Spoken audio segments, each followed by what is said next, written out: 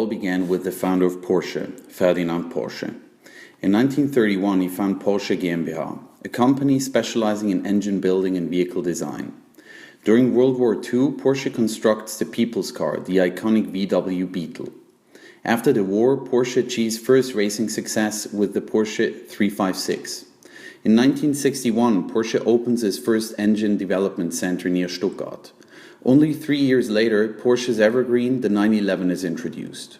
To the resentment of many brand advocates, in 1997, Porsche extends its model range with an entry-level roadster, the Boxster, followed after by the controversial Cayenne and the Panamera in 2003 and 2009 respectively.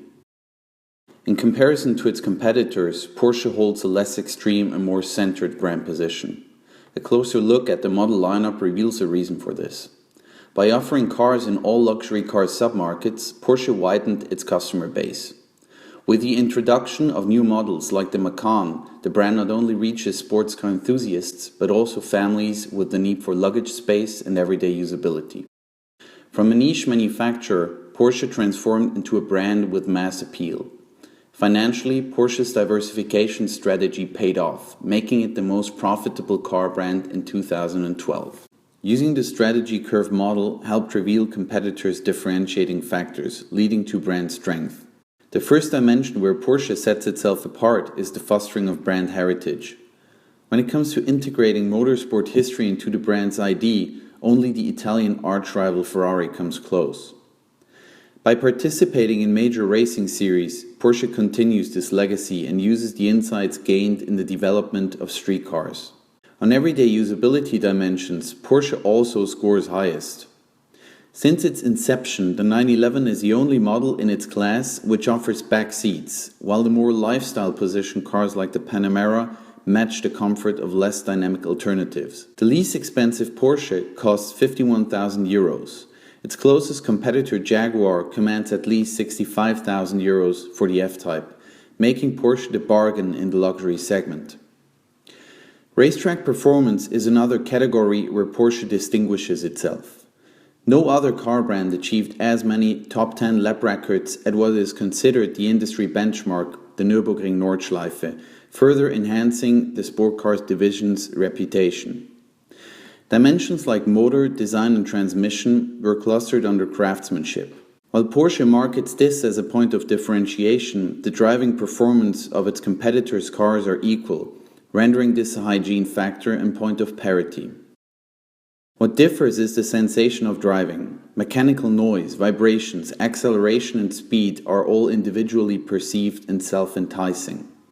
Relevance is another important factor for brand strength.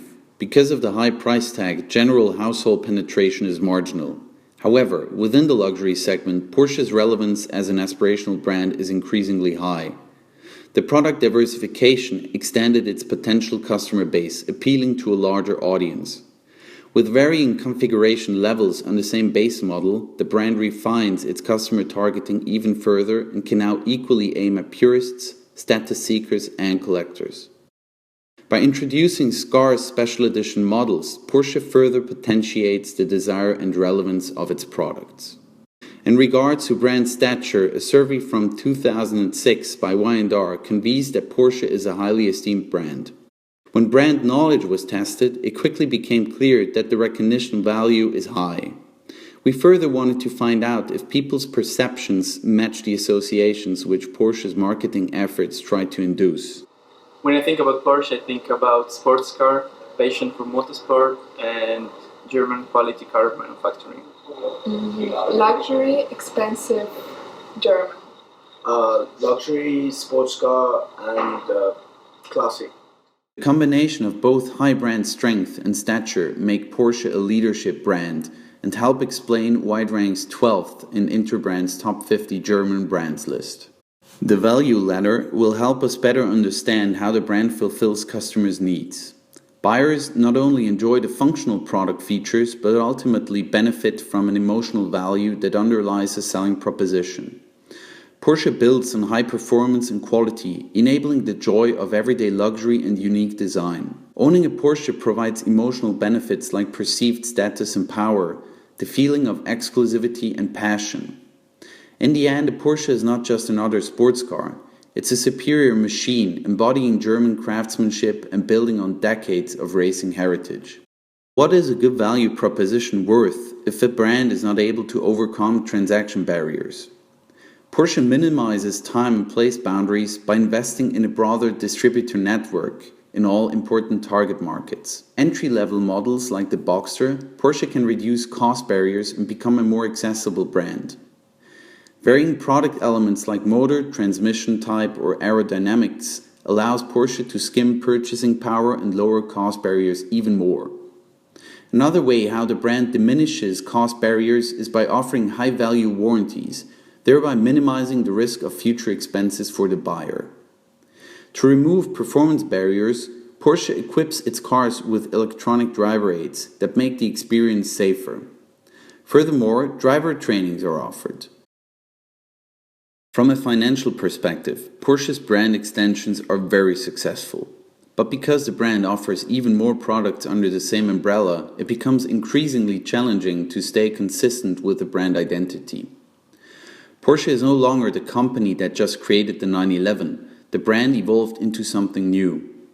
By widening the product range and keeping up with technological progress, Porsche faces a status quo bias, where existing customers develop a strong emotional bond with the product they're used to, making them reject radical innovations and idolizing the past. Change leads to uncertainty, and following the loss aversion theory, an alteration of the core product can cause the perception of a loss, which weighs more than the gain through product improvement. That's why it's so important for Porsche to carefully integrate changes and not destabilize customers' mental constructs fundamentally. In 2014, Porsche launched a plug-in hybrid supercar, the 918 Spider. With this hybrid car, Porsche set a new lap record on the Nordschleife racetrack. Why is this technology showpiece important for the brand? Because customers' association maps were challenged. Their perception of hybrids being unsporty was refuted, causing cognitive dissonance and subsequently inducing an attitude change. This modification in the consumer's belief system paved the way for Porsche to introduce hybrid technology in future performance powertrains for their whole product range. When Porsche first launched the Cayenne and the Panamera, a purist group of customers and the mighty automotive press interpreted this as an attack on the core brand identity. For Porsche, this diversification made sense economically, as it opened up the brand to new customers that formerly bought from other manufacturers. Plus, Porsche could leverage synergy effects as part of the VW group. With these two controversial models, Porsche entered a new product category, introducing cars for a similar application but targeted at a different segment. While the function was the same, the usage situation changed from born on the racetrack to a value proposition based much more on everyday usability. While this factor is already differentiating Porsche from its competitors, at a certain degree it undermines the idea of Porsche as a manufacturer of dynamic cars. In January 2016, Porsche already sold more Cayenne and Macan SUV models than sports cars in North America. With the opening of the museum, Porsche already started to create a love mark, inspiring loyalty beyond reason.